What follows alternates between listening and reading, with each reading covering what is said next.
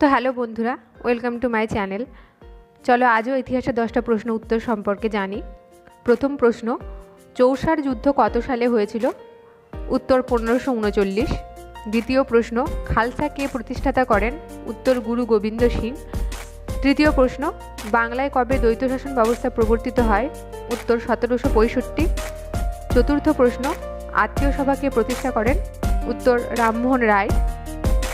পঞ্চম প্রশ্ন, ফরাজি আন্দোলনের নেতা কে ছিলেন? উত্তর দুদু মিয়া। 6 নম্বর প্রশ্ন, এ নেশন ইন মেকিং বইটি রচয়িতা কে ছিলেন? উত্তর সুরেন্দ্রনাথ বন্দ্যোপাধ্যায়।